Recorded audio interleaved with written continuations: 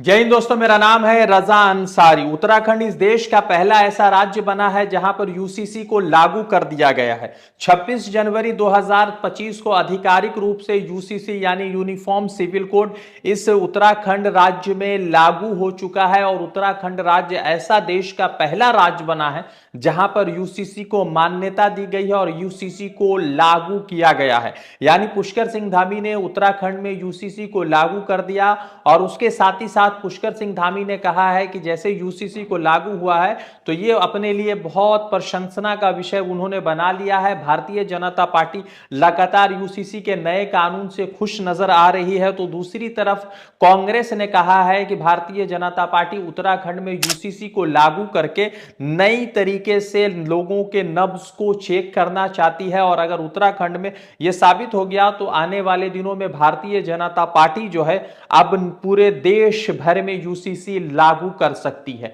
उत्तराखंड इस देश का पहला ऐसा राज्य बना है जहां पर यूसीसी लागू हुआ, यानी यूनिफॉर्म सिविल कोड। सुनने में आता होगा कि यूनिफॉर्म सिविल कोड को लेकर जिस तरह से आपके मन में सवाल पैदा हो रहे होंगे, उन तमाम सवालों को आपके बीच क्लियर कर दूंगा कि क्या क्या यूसीसी में होगा और किस तरह से एक समानता की कानून की बात करने वाला ये यूसीसी कानून खुद से सामान्य नहीं है, क्योंकि यूसीसी के अंदर अनुसूचित जनजाति यानी कि शेड्यूल कास्ट के लोग नहीं आएंगे। यानी इस देश के लोग हैं मगर उस कानून में नहीं आएंगे। तो ये कानून कैसे जो है एक सामान्य हुआ। फिर उसके साथ ही साथ यहां पर अगर कोई ऐसे ट्राइबल है या ऐसे व्यक्ति है जो सरकारी तरीके से संरक्षित है, यानी कि सरकार ने उनको अलग से कानून दे रखा है, बहुत सारे ऐसे ट्राइबल कम्युनिटीज है जिनको सरकार ने अलग से प्रावधान दे रखा है, तो उन लोगों पर भी यूसीसी लागू नहीं होगा। यानी कि सरकार पूरे देश भर में यूसीसी लागू करने का प्लान तो कर चुकी थी मगर उत्तराखंड में लागू हुआ, मगर उत्तराखंड के अंदर जहां पर भारतीय जनता पार्टी की प्रचंड बहुमत के साथ सरकार है वहां पर भी यूसीसी जो है लागू पूरे तरीके से नहीं हो रहा है अनुसूचित जाति को और उसके जनजाति को, और उसके साथ ही साथ जो है ऐसे ट्राइबल कम्युनिटीज, ऐसे कम्युनिटीज जिसके ऊपर सरकार की संरक्षण हासिल है, सरकार ने उनको अलग से अधिनियम के जरिए प्रावधान दे रखे हैं, कानूनी प्रावधान दे रखे, उन तमाम लोगों पर यूसीसी लागू नहीं होगा। उसके अलावा उत्तराखंड के तमाम लोगों पर यूसीसी लागू होगा। यूसीसी के कई सारे मुख्य उद्देश्य सामने आ रहे हैं, कई सारे महत्वपूर्ण बिंदु सामने आ रहे हैं। आपको बता दें कि हिंदू मुसलमान के ऊपर यूसीसी लागू होगा, अनुसूचित जनजाति के ऊपर यूसीसी लागू नहीं होगा। तो सरकार को सबसे पहले यह तय करना है कि अनुसूचित जनजाति को वो हिंदू समझते हैं या नहीं समझते। अगर हिंदू समझते हैं तो फिर उनको जो है यूसीसी के अंदर क्यों नहीं रखा गया, और अगर हिंदू नहीं समझते हैं तो फिर उनसे जबरदस्ती जय श्री राम के नारे क्यों लगवाए जा रहे हैं। मुख्य बिंदु में आपको समझाता हूं कि यूसीसी जो लागू हुआ है, इन यूसीसी के आधार पर क्या क्या चीजें बदलेंगी और किस तरह से रीति रिवाज में तब्दीली या बदलाव देखने को मिल सकते हैं।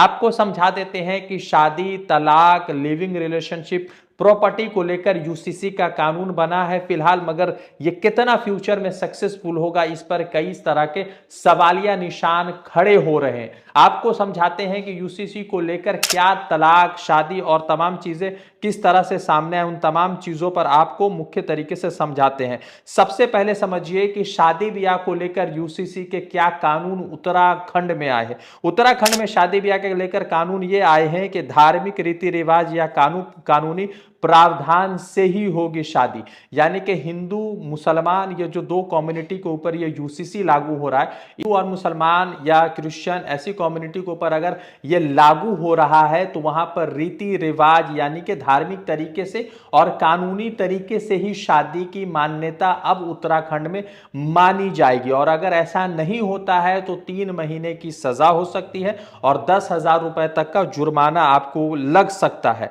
फिर उसके बाद जो है आपको आगे बता देते हैं कि शादी के 60 दिनों के अंदर, शादी के 60 दिनों के अंदर आपको अपनी शादी की रजिस्ट्रेशन करानी होगी। सरकार को बताना होगा, सरकार को बताकर अपनी शादी की पुष्टि करानी होगी। फिर उसके बाद आगे आएंगे तो उसके रजिस्ट्रेशन के लिए कई सारे ऑनलाइन केंद्र बनाए गए हैं और जिन लोगों ने 2010 से पहले यानी 26 मार्च 2000 से पहले की शादी की थी उन तमाम लोगों को अब फिर से रजिस्ट्रेशन कराना पड़ेगा, जिसके लिए 6 महीने का समय उत्तराखंड की सरकार ने तय किया है। आगे अगर आएंगे तो उसके बाद जो है तलाक पर भी यूसीसी का नया कानून सामने आया है। मनमुटाव अगर मियां बीवी के बीच में है तो इस नए कानून के हिसाब से आप कोर्ट जा सकते हैं, तलाक के लिए अर्जी डाल सकते हैं। और यह पहला बिंदु देखकर मुझे प्रधानमंत्री नरेंद्र मोदी की याद आ रही है कि प्रधानमंत्री नरेंद्र मोदी के उनके अपने धर्मपत्नी के साथ बहुत अच्छे रिलेशन नहीं है, दोनों बहुत सालों से अलग रह रहे हैं। तो ये एक मामलात में प्रधानमंत्री नरेंद्र मोदी को भी मतलब के सुनकर मुझे प्रधानमंत्री नरेंद्र मोदी की और जशोदाबेन की याद आ रही है। फिर आगे आएंगे तो आपसी सहमति से भी अगर आप तलाक ले रहे हैं तब भी आपको कोर्ट का दरवाजा खटखटाना पड़ेगा। किसी और के साथ मर्जी से अगर आप शारीरिक संबंध बनाए हैं तब भी आप तलाक ले सकते हैं। फिर उसके बाद है कि जब किसी ने भी कुर्ता की व्यवहार की हो, इस सूरत हाल में भी आप तलाक ले सकते हैं। विवाह के बाद दोनों पक्ष में कम से कम 2 साल के अलग रहे हो तब भी आप तलाक ले सकते हैं, यानी कि मियां बीवी शादी के बाद 2 साल तक अलग रहे हो तब भी वो आप तलाक ले सकते हैं। तो उत्तराखंड में कई सारे ऐसे लोग हैं, चाहे हिंदू हो मुसलमान हो, जो दूसरी देशों में जाकर काम करते हैं, वो लोग भी तलाक ले सकते हैं अगर 2 साल से ज्यादा एक दूसरे से अलग रह रहे। फिर उसके बाद आएंगे कि किसी व्यक्ति की प्रथा रूढ़ि परंपरा से नहीं होगा तलाक। जो पहले तलाक के सिस्टम थे उन तलाक के सिस्टम से अब तलाक नहीं होगा, सरकार के यूसीसी के हिसाब से नए अधिनियम से अब तलाक होगा। फिर उसके बाद आए लिविंग रिलेशनशिप। लिविंग रिलेशनशिप में आप अपने पार्टनर के साथ रहते हैं तो रजिस्ट्रेशन करानी पड़ेगी। 21 साल से कम की उम्र है तब जो है आपको अपनी लिविंग रिलेशनशिप की जानकारी अपने परिजनों को देनी पड़ेगी। फिर उसके बाद अगर इससे कम साल की उम्र है तो आपके ऊपर 10,000 रुपए का जुर्माना और 3 महीने की सजा हो सकती है अगर आपने 21 साल से पहले जो है लिविंग रिलेशनशिप किया और अपने परिजनों को जानकारी नहीं दी। फिर उसके बाद आते हैं कि लिविंग रिलेशनशिप में बच्चे अगर पैदा होंगे तो उसे वैध कहा जाएगा। रिलेशनशिप में जाने से पहले और लिविंग रिलेशनशिप से निकलने के बाद जिला के जो रजिस्ट्रार है, जो कानूनी प्रक्रिया देखते हैं, उन तमाम लोगों को आपकी जानकारी देनी होगी। लिविंग रिलेशनशिप खत्म होने पर भी देनी होगी जानकारी। ऐसा नया कानून सामने आया और अगर आप फॉलो नहीं कीजिएगा तो 3 महीने की सजा और 10,000 रुपए का जुर्माना लगेगा। यह नया सिस्टम सामने आया है और इन सिस्टम को देखकर आपके मन में क्या सवाल उठ रहे हैं जरूर बताइएगा। मगर सवाल महत्वपूर्ण यह है कि जब एक समान कानून पूरे देश भर में लागू करने की बात भारतीय जनता पार्टी कर रही है तो फिर अनुसूचित जनजाति यानी शेड्यूल कास्ट को क्यों अलग रखा गया है? या तो भारतीय जनता पार्टी अनुसूचित जनजाति को हिंदू नहीं समझ रहे हैं, अगर हिंदू समझ रहे हैं तो फिर उनको अलग क्यों किया है, और अलग समझ रहे तो फिर उनसे जबरदस्ती जय श्री राम के नारे उनके समर्थक क्यों लगवा रहे? बड़ा सवाल है। वैसे अगर लिविंग रिलेशनशिप, शादी, तलाक, इन तमाम चीजों को आप देखेंगे तो मुझे लगता है कि उत्तराखंड में कई सारे लोग इन नए कानून की वजह से या तो अपनी बीवी को खो सकते हैं या हो सकता है कि उनके बीच में तलाक हो जाए, या लिविंग रिलेशनशिप के लिए अगर कोई इरादा बना रहे तो वो खत्म हो सकता है। रजा अंसारी की रिपोर्ट, द इंडियन खबर के लिए। द इंडियन खबर, सच आपके सामने।